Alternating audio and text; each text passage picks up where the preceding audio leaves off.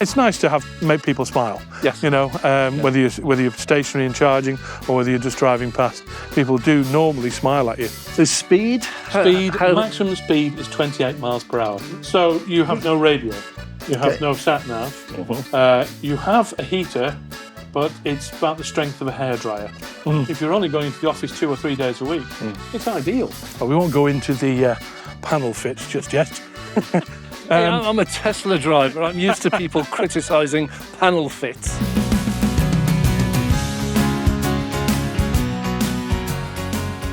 Well, there is a phrase, 2 into 1 won't go. And I have to look here at Brendan, one of our regular viewers, and me, and what have we got here, Brendan? You've got a Citroen Ami. Okay. Okay. It is a quadricycle, not officially a car. Okay, so they don't class this as a car? No. Even though it's got doors, windows, roof and... Absolutely, no, it's classed as a quadricycle. Originally brought out in France, obviously, where it's available to be driven by 14-year-olds without a licence. Whoa! Well, it's strange how things work out sometimes. The other day I was driving through my local town, which is Leyland, and I saw something I'd never seen before on the road. I've seen these in the press and in the media, TV, never saw one on the road. That's a little Citroen Ami. And it fascinated me. It's a cracking little car, and I decided to follow it. And I set in my mind, I'm only going to follow it for a couple of miles. If he goes off on the motorway, and then I thought, he's not going to go on the motorway. He's probably quite local. So I followed it, and that's why you find me here today with Brendan. So just to set the scene, you drive... I drive a Citroen Ami. Citroen Ami, these are one of these funny little ones that are actually the same forward and backward, aren't they? Absolutely, yeah. We'd been running 2 cars for a lot of years, 3 cars when my son was living with us.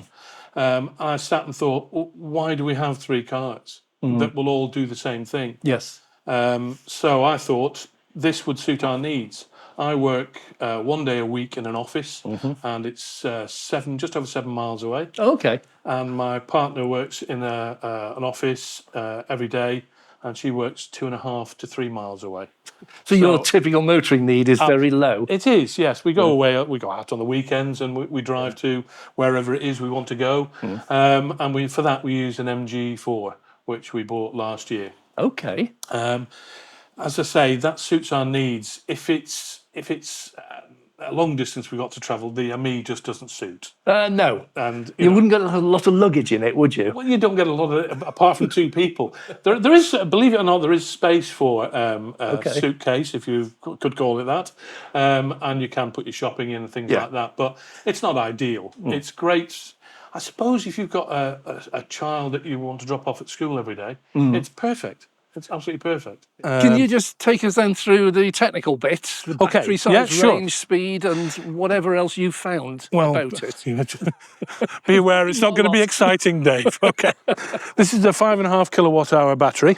Okay. It will do 28 miles per hour, but that's restricted. So it won't allow... It's capable of more, but it is capable of more, and I'll explain that in a moment. Okay. But yes, 28 miles per hour. It's got a range... Wait for it, 46 miles in total on a full battery. Bad. Yeah. For a 5 kilowatt battery, yeah. Yeah, it is. Well, I mean, it works out between 7 and 8 miles per kilowatt hour, so that's not bad in terms of efficiency. Well, that's actually worth commenting on because mine and we got another car alongside it. We're talking normally about 3, 4, or 5 miles per kilowatt hour. Exactly. Yeah. But this one you're saying is 8 or 9. Yeah, and I have to say it's been very accurate. So what it says it will do, it will do. Yeah. The only caveat I would put in there is that in colder weather, it's not going to be as efficient. Yeah. You're not going to get the same mileage out of it. And if you live in a particular hilly area, you're going to struggle a little bit, okay? That 28 miles might seem like a distant dream when you're going uphill. I think the interesting thing is when they're talking about full EVs, let's call this a little EV, these are full EVs. Sure. They're always trying to get the weight down. Yes. And they're saying the more weight you can get off it, the smaller the battery and the better the efficiency. Yeah. And this, I suppose, is the extreme example. 5 kilowatt hours. Yeah. You can buy power packs that size. So you can plug into a grid serve type 2 Yeah, absolutely. Or a 3-pin plug? No, a 3-pin plug. It's a French plug, so you have an adapter for your home, and you also have an adapter to be able to plug it into a Type 2. So I can go and charge at Tesco or wherever there's a Type 2 and charge at reasonable rates. There are also a number of chargers that local to me that don't charge anything, so I can charge for free. And I keep mentioning this in my videos, that if you take a bit of time and trouble to look around once, you can find places where you can charge for free. Yeah, absolutely. And you found a few. We're not going to reveal them. No, because they remain free. Yeah. And while they are free, I know a few as well. While they are free, let's keep quiet and let's use them. Absolutely. They won't last forever. No. But it's great while they're there. So with your free charging out there, your ability to plug in at home, which do you do the most? Most of them I do at home because it's so convenient. Yeah. I just lift the garage door, get the extension, well, it's a cable that came with the car, and plug it in. Yeah. I always try and extend the cable to the maximum. Yeah. Because it's stowed away in a little sort of niche in the side of the car. Right. So pull that out to its full extent. Yeah. And then you don't run the risk of overheating. Well, this is it. If you use either an extension lead or a coiled cable, they will get hotter than if you open them out. So even if you just spread them over the drive, spread them out every time. Yeah. Have you ever run it out totally? Almost, not quite. I got down to 3 miles. Okay. But don't forget, 3 miles on 46 range is about 8%. Exactly. Yeah. That's actually still quite a sensible charge. I often get home with 5%, but it's 5% of a larger amount, obviously. Yeah, absolutely. And I think one of the reasons it is so efficient is the fact that it's so light. Yeah. There is nothing in it in terms of bells and whistles. Yes. There aren't even carpets. So your rubber mats, is it? Yeah, and the reason I like it is because it is a utilitarian vehicle, if you like. Yes. You can use it as you might a van. Yeah. I clean it once a month, whether it needs it or not. You probably hose it out. You can do, yeah, absolutely. And when I first got it, I thought there are gaps at the front and at the rear. Oh, is it all going to get so terribly wet? Well, yeah, it does get wet, but it doesn't seem to affect it. It's fine. Because of the manufacturing that they want to keep the costs down, it's basically symmetrical. So the front is exactly the same as the rear, except the lights are white at the front and they're red at the back. Okay? It's very easy to maintain. You don't have to wash it assiduously. You're not looking for a crystal clear shine. So effectively, it looks okay most of the time. A wipe down will do it most of the day, most of the time. So I have seen them painted. So I have seen them painted as an advertising thing. Yes. Yeah. So, you can actually sort of get decals for it. You can do whatever you want. But that wasn't the idea. We didn't think that was necessary. It's kind of gilding the lily, isn't it, really?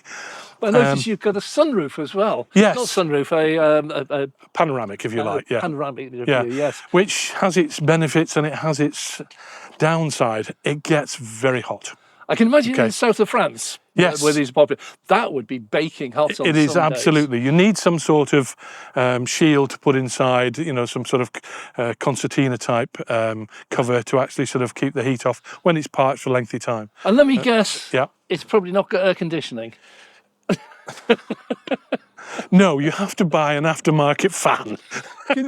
They do one, do they? Oh, yeah. You can get them. I don't know whether Citroen do it particularly, but I've got two. I've got a battery-operated one and I've got a USB one. So I can put that in just with a bit of sticky tape or what have you, and effectively that acts as a fan, a reasonable fan. I have to say that the actual fan that's in here, which as you can see comes up there, will dismiss the window. Oh, okay. But just about. Right. It'll do that and pretty much no more. It's like a hairdryer. But it's, it does what it says it will do, sort of thing. So you only one windscreen wiper and the actual washer comes out of there. So as you're wiping it, I think that's quite effective. Right. It doesn't have a rear view mirror. Okay. Right. But you do have the two mirrors, the wing mirrors either side, which is all you need. Scooter mirrors. Yeah. It's the little ones you get on a motorbike or a scooter, isn't Absolutely, it? yeah. So speed? Maximum speed is 28 miles per hour. Okay, so this is not one for taking on a motorway or dual carriageway. I wouldn't, no. I mean, I've done it on a dual carriageway once or twice and you just upset people. Yeah. Normal travel to and from work, It's mostly urban. So Commuting. Yeah, exactly. That's not a problem. Yeah. But I wouldn't want to say travel to Manchester, if you like. Yeah. Even though the range would do it. Yeah. I wouldn't want to do that because you would end up with a queue behind you. Yes. You'd be constantly stopping to let them go past. I often say that these cars will go anywhere, Yeah. but you might not choose to use it for that. The analogy I use is you can get in a bathtub and go across the Atlantic. Yeah. Very few people choose to do that. Most people would rather have the QE2 or Queen Mary, whatever it is. So these little cars, they will go anywhere, but there are considerations. As you say, you don't want to build up a big queue behind you. No. But in commuter traffic, it's perfect. You're probably capable of going faster than you actually go. Yeah, well, in terms of what you can get out of it, it will accelerate as an electric car does. Oh, so okay. You do get that instant throttle response. Right. So I'm never dawdling at lights. Yeah, I keep up with the traffic quite easily. Yeah. It's only when you reach the maximum speed that you that is find the maximum. It is. It upsets some people. Other people don't mind. And some places locally are 20 miles per hour anyway. It isn't the most comfortable. So one of the creature comforts that I put in it is a seat. That is to say, a foam-filled seat. Oh, okay. Because the seats are integral. They're built into the car. They're moulded in. Yeah, they're sort of like a pad that you would sit on and one for your back as well. Right. The back doesn't matter, but, if you spend any time in it, you really want a bit more suspension, a bit more padding. So to say. But from that point of view, you don't spend a lot of time in it. You're not going to spend heaps of time in it. It's not a 2-hour drive down the road or anything absolutely like not. that. It is. It does what it says on the tin, as I said. Yeah. And in France, they are classed as quadricycles, as they are over here. So you don't need a full license over in there, France, do you? you don't need a license at all. Yeah. You can drive it from 14. I know that scares me, but it's so slow. You're not going to do anybody any harm, or you'd be hard pressed to do that. Yeah, I've only seen one where there's been any sort of altercation, and they walked away from it. So creature comforts inside. What have you got in there? Okay. You haven't got a seat. Well, you have now, but it didn't. Absolutely. So you have no radio. You have no sat-nav. You have a heater, but it's about the strength of a hairdryer. It will clear the screen. It will demist the screen, but pretty much not much more than that. It's got a binnacle in front of the steering wheel, which tells you how much range you've got, what speed you're doing, and tells you when the indicators are on. And that is it. Okay. It does have a wiper and it wash wiper, so that works fine. It's a single wiper. But one of the other things that people would be amazed at is that it is left-hand drive. Oh, okay. So there was no point in actually creating a right-hand drive model, and the cost would have been ridiculous. Yes. And it's so small that the difference is so minimal. And let's face it, you're not going to be pulling out and overtaking many people, are you? Yes. Maybe the odd cyclist. But so from that point of view, that took a little bit of getting used to. Yes. But after that, it's pretty much as any other electric car I've ever driven. Right. It surprised me that you've got the same sort of acceleration of an EV. That you'd imagine it's really dawdling, but no, not at all. It's instant throttle response, as with any electric vehicle. Yeah. Instant torque, and that works really well if you're going to use it as a city car because it will keep up with the traffic flow. Yes. So that works fine for us. The hubcaps did not come with it, so you don't get hubcaps. You do on the deluxe model. And just out of interest, how much more is that one? It's about £500 or thereabouts. Yeah, so it's just a not few significant. goodies. Yeah. Okay. Whether it's worth it, it's up to you. So I bought some aftermarket ones just to cover the hubs. As you can see, the rear windscreen, no heated rear window. No heated rear window, no rear windscreen wash wipe or anything like that. See now what you mean about the lights. They're just headlights only red. Absolutely, yeah. So it's exactly the same at the rear as it is at the front. It's moulded plastic that the body is made of, and it's quite coarse. So cleaning it really is just a question of wiping it down with some sort of whatever cleaner. We don't wash it per se. We don't take it to car washes. The only thing you've got to try and keep clean is the glass, because you have a glass roof, and in terms of creature comforts, that can get a little hot in hot weather. Yeah. So what I would recommend is getting some sort of shade that you pull Do they do a across. factory one? No, the not found one? aftermarket is where you're going to find most of the things. A lot of people tend to pretty them up and do nice things to them. It was never my intention to do that because it's not that kind of vehicle for me. So regrets now. What don't you like about it? Okay. What would stop you getting another one if you were thinking of it? The first thing is the weather conditions. If it's really cold, the car's going to be really cold. Okay, and you've got to bear that in mind. Is there a facility for preheating it? No, but what they do say, or what I've read, is that if you put the car on charge, maybe 30 minutes before you're going out, it will actually warm up the battery a little bit. And that is it underneath the floor? Yeah. It is. It is. So that would give you a certain amount of... It's not freezing anymore. No, exactly. But I would recommend if you're going to have one, get a garage. Having said that, it can get very hot in summer because of that roof, which I've already explained. Do you have operating windows?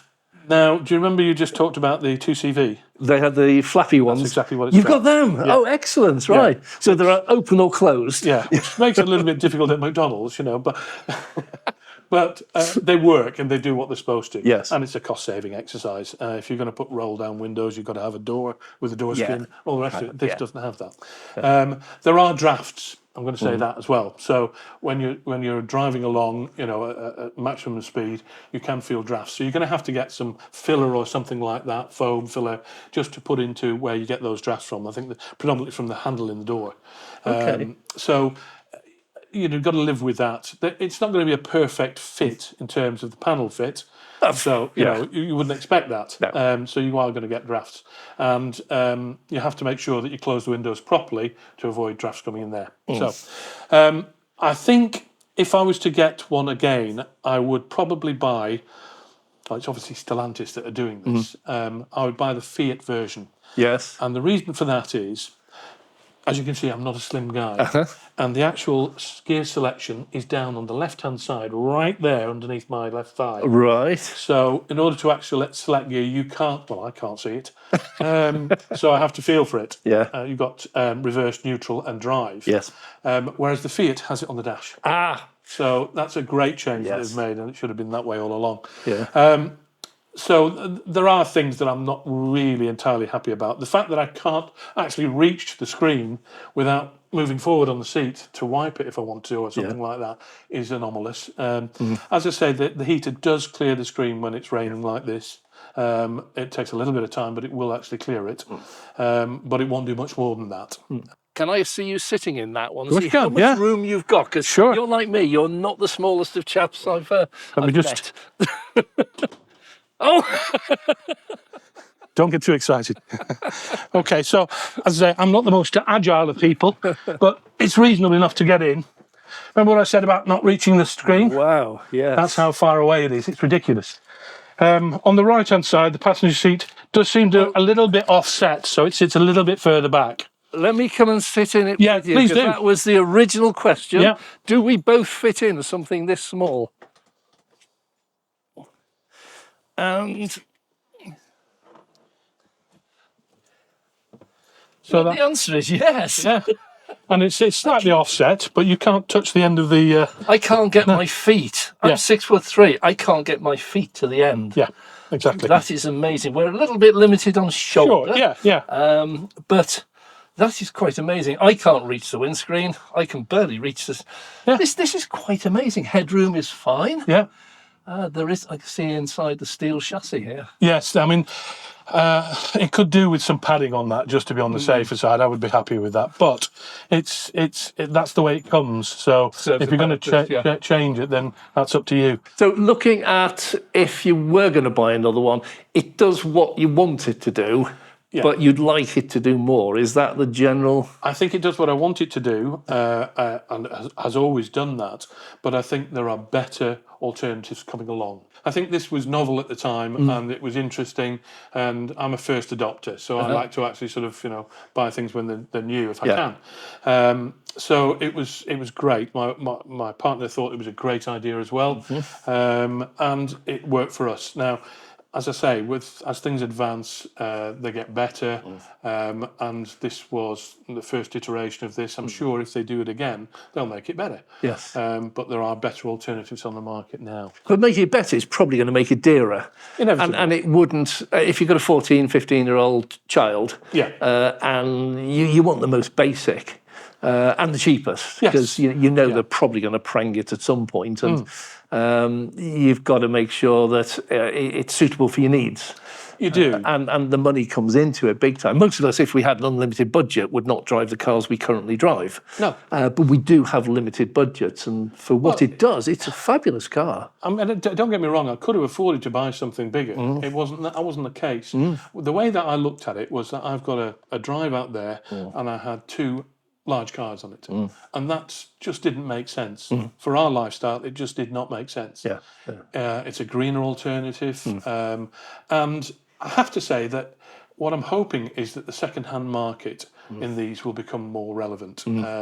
Certainly for town commuting, that it might make more sense. And the more ULEZ type zones we have around the country, the better it becomes as an option. I think if the battery was maybe 10 kilowatts, I think that would probably be ideal. You'd be up to your Nissan Leaf range, where you're at 75 to 100 miles. Yeah, and it would easily do that, because if you were 10, you'd get 90 miles, wouldn't you? Exactly. They're 80 to 90 miles. You won't always get that, I'm sure, in winter. And if you've got 2 of you in and shopping, it'll go through it a bit quicker. It will indeed, So if I take you around here, you'll see how it's charged. So, can you see? Hey-ho. Ah, it has its own cable. Yes, absolutely. And a French plug.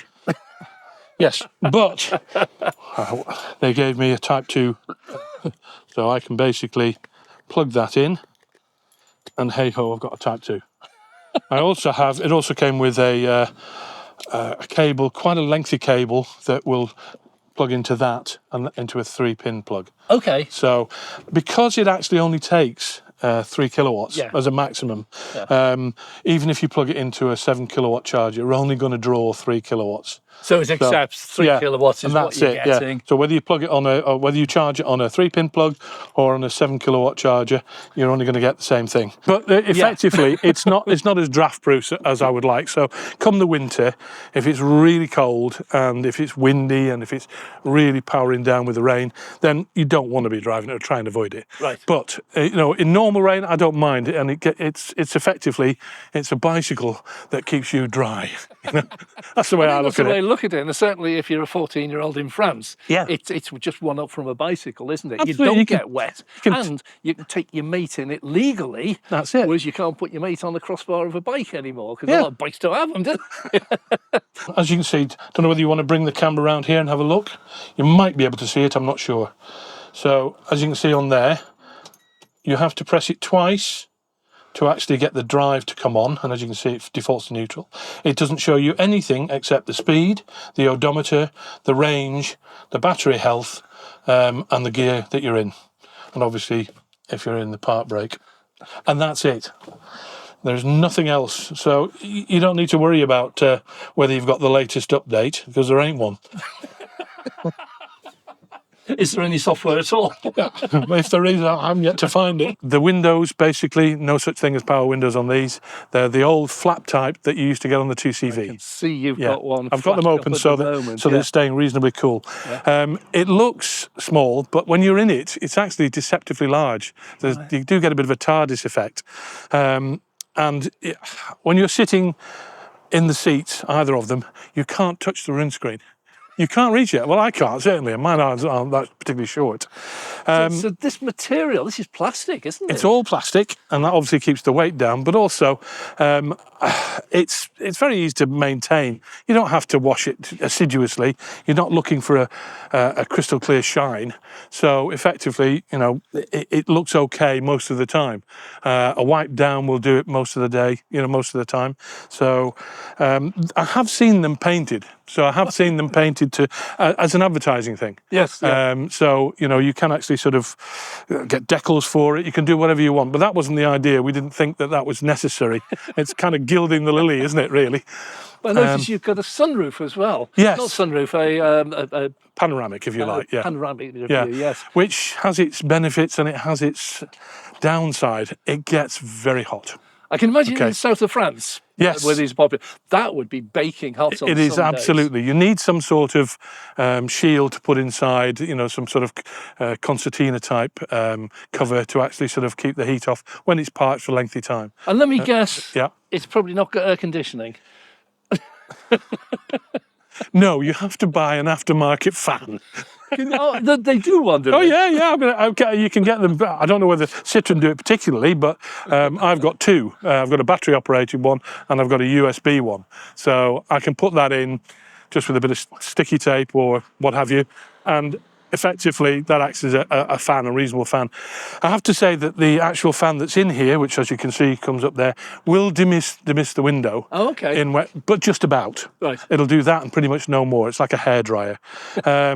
But it's, you know, it does what it says it will do, sort of thing. So you only one windscreen wiper, and the actual washer comes out of there. So as you're wiping it, I think that's quite effective. Sometimes when I'm parking in a bay and charging, I'll see somebody drive into that bay only to realise I'm there. Half of his fills. Absolutely, yeah. So, you know, they have to pull back out again. But the charging port is about halfway down the car. Okay. So effectively, you have to get quite close to Yes. the charging unit if it's a tethered one, or well, not so much tethered. If you need to actually get close to it in order to charge, no, people are interested, genuinely interested in it. Some people will walk away and say never, and some people will actually sort of say, well, I can see I could make a use of that. Yeah. And some people will say, how much was it? Yeah. And that's usually when it piques their interest.